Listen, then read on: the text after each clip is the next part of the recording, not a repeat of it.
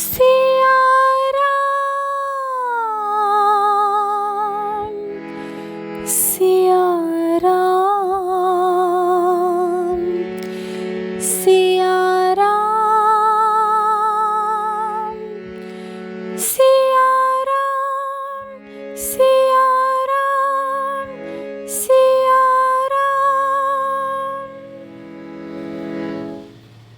श्रीमद् वाल्मीकि रामायण के बालकांड का तीसरा सर्ग।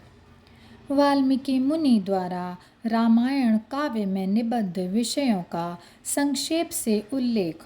नारद जी के मुख से संपूर्ण रामचरित्र को सुनकर महर्षि वाल्मीकि उसे भली भांति साक्षात्कार करने का प्रयत्न करने लगे। वे कुशों के आसन पर बैठ गए और श्री राम, लक्ष्मण, सीता, राजा दशरथ आदि के संबंध में जितनी चेष्टाएं हुईं उनका अपने योग से अच्छी तरह से साक्षात्कार किया, जिसकी सारी घटनाओं को उन्होंने हाथ में रखे हुए आंवले की तरह प्रत्यक्ष देखा।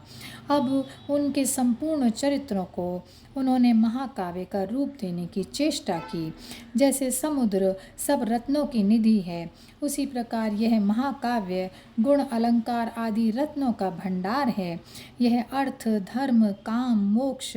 रूपी गुणों से युक्त तथा उनका विस्तार पूर्वक प्रतिपादन करने वाला है। इस काव्य में उन्होंने श्री राम के जन्म, उनके पराक्रम तथा उनकी विभिन्न लीलाओं का वर्णन किया है। श्री राम के मिथिला में धनुष तोड़े जाने और सीता तथा उर्मिला आदि के विवाह, श्री राम परशुराम संवाद, श्री राम के राज्याभिषेक, विघ्न, दशरथ के शोक विलाप आदि का उल्लेख भी इसमें किया गया है।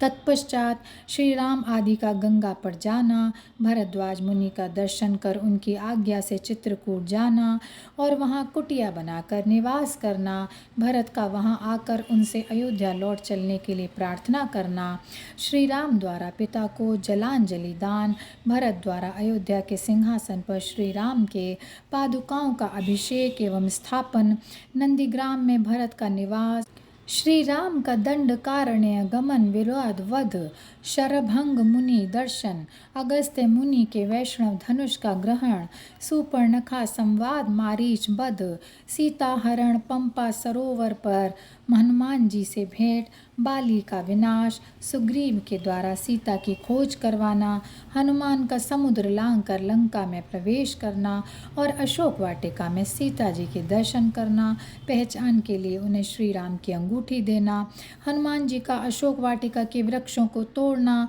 वायुनंदन हनुमान जी का रावण की सभा में बंदी होकर जाना, लंका दाह, लौटती बार समुद्र लांघना, सीता की दी हुई चूड़ामणि राम को सौंपना, श्री राम का लंका यात्रा समय समुद्र से भेंट, नल का समुद्र में सेतु बांधना, उसी के द्वारा वानर सेना का समुद्र पार करना, रात को चारों ओर से लंका में घेरा डालना, विभीषण का राम से मैत्री होना, विभीषण का श्री राम को रावण के वध का उपाय बताना, रावण का विनाश, सीता की प्राप्ति, पुष्पक विमान का अवलोकन कर उसके द्वारा राम का अयोध्या के लिए प्रस्थान, श्री राम का भरद्वाज मुनि से मिलना, हनुमान को भरत के पास दूत बनाकर भेजना तथा अयोध्या में आकर भरत से मिलना, श्री राम का राज्याभिषेक उत्सव, राम का सारी वानर सेना को विदा करना, प्रजा को प्रसन्न रखना और उनकी प्रसन्नता के लिए सीता को त्याग देना इत्यादि वृतांतों को एवं इस पृथ्वी पर जितना भी राम का भविष्य चरित्र था उसको भी ऋषि वाल्मीकि ने अपने उत्कृष्ट महाकाव्य में अंकित किया। इस प्रकार श्री वाल्मीकि निर्मित आर्ष रामायण आदि काव्य के बालकांड में तीसरा सर्ग समाप्त हुआ।